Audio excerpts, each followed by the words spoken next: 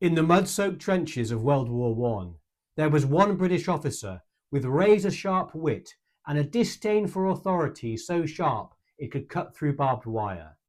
Today, we're going to look at the life, campaigns, and most importantly, the medals of Super Shirker himself, Captain Edmund Blackadder.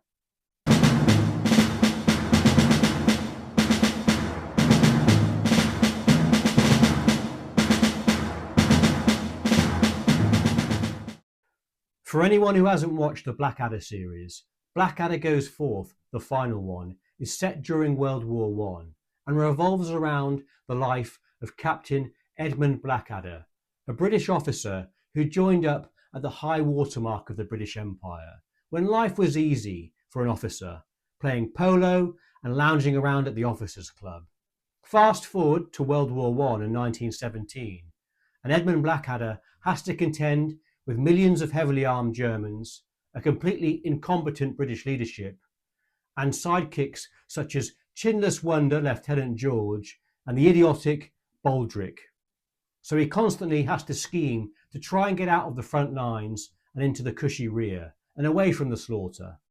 Although Blackadder's medals aren't quite as numerous as the galaxy's most eligible bachelor and all-round superstud Lord Flashheart, they still show an interesting backstory to Blackadder's career. So let's dive into his medals.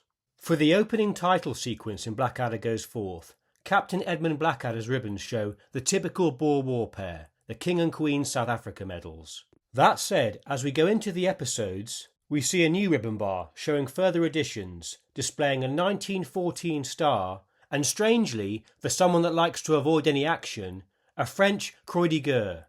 In addition, Blackadder being the hero of Mboto Gorge, I'm going to try and speculate on a mystery medal that he may also have been entitled to. In previous videos, we've covered in much detail the South African medal pair, when we covered such characters as Arch Blunderer General Melchard and Dad's Army's duffer Lance Corporal Jones. Therefore, I thought I would introduce some more interesting facts around the medals, rather than going through the obverse and reverse details again. Here is the Queen South Africa medal and the King South Africa medal. Unusually, there are two medals for the war, and that's because Queen Victoria passed away in January 1901, so a new medal was struck for the last phase of the war with the new King's image, Edward VII in Field Marshal's uniform. The King South Africa medal was issued to those who had served at least 18 months in theatre and who were still there from January 1st, 1902. The Queen South Africa medal covered the early to mid stages of the war and contained multiple clasps or bars. In fact, the Queen South Africa medal has 26 clasps. You can see them here. These are for battles and campaigns.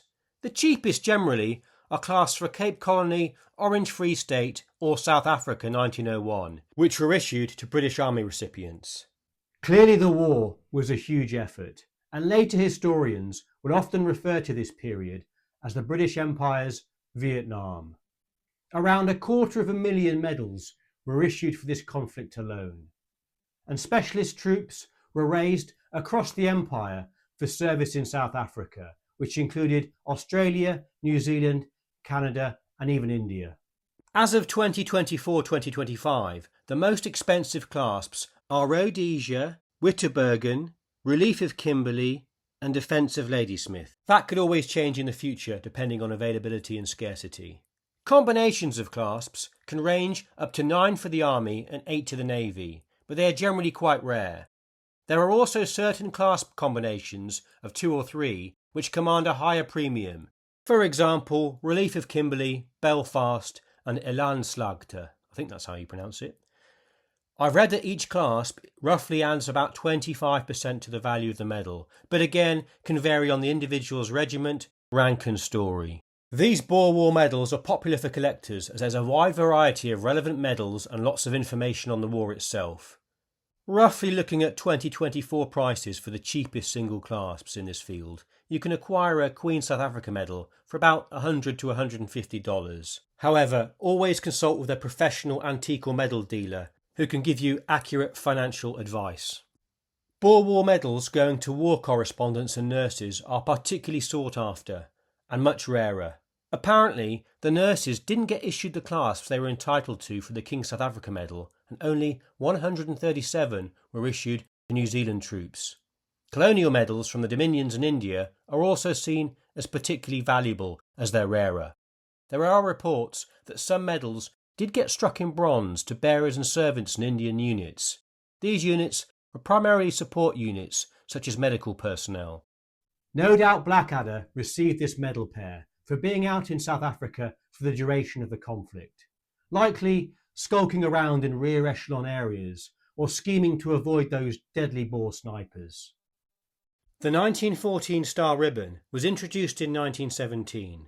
We've covered this numerous times in the past. The majority of the 400,000 odd recipients of this medal, like Blackadder, were officers and men of the old pre-war British Army, the old Contemptibles.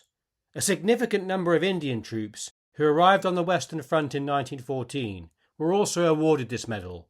A clasp was later added in 1919 to be awarded to those who served in theatre in France between the 5th of August and 22nd of November 1914.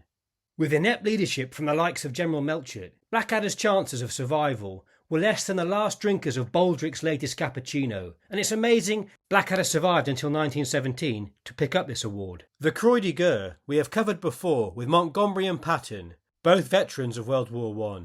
The decoration was awarded to both French and foreign military personnel for gallantry or valorous service.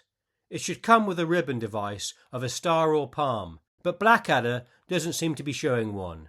Over 2 million were issued overall, and it loosely equates with a British mention in dispatches.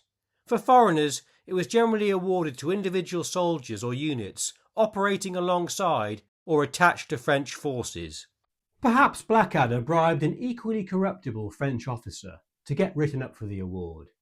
Maybe with a shipment of garlic eclairs or Baldrick's latest apple crumble. We will now get on to our final medal after this short interruption. Ever wanted to know about obscure campaigns at the edge of empire and an awesome medal few people have heard of? Be the coolest cat in the coffee shop or the most popular person in the pub with your copy of Clasps of Courage, the gripping story of the India General Service Medal 1854. Uncover the stories behind this fascinating award and turn casual chats about medals into legendary conversations. Impress your mates with stories of forgotten frontiers to unsung heroes. Buy the book today and support the channel. The Amazon link is in the channel description. As a veteran of the 1945th East Africa Rifles, hero of Mboto Gorge and saving Field Marshal Sir Douglas Haig's life, the only medal I could see that roughly corresponds to that era was the East and West Africa Medal. I don't think we've covered this before, so we'll drill into it. Established in 1892 and made of silver, this is the same design as the earlier Ashanti Medal. The obverse is a veiled portrait of Queen Victoria, and the reverse shows a skirmish in the jungle between British soldiers and Ashanti warriors. The medal was designed by Sir Edwin Poynter. The ribbon is yellow with black stripes at the sides and 2 narrow ones in the centre. There are 22 clasps in total. One clasp, unusually, is denoted by an engraving on the rim of the medal rather than a clasp. The vast majority of these campaigns involve locally raised units, with British officers or instructors and Royal Navy participating on river or inland actions. Medals awarded to the Navy for Lake Nyasa in 1893 are particularly sought after. 2 ships were hauled in sections across 200 miles of jungle. The Memele campaign of 1895-6 looks like either all or some of the medals were made of bronze too. Clearly, a very young Blackadder must have been involved in the 1892 campaign. Baldrick, being his batman, must have lost his ribbons while washing his uniform in a nearby puddle. Interestingly, reading about the real Douglas Haig, and not the chap from As Time Goes By, he was actually in 1892 stationed in the UK, but then went to India, I think, in November. So perhaps we could play with a bit of history there and just say he got detached to Africa and no one heard about it. Who knows?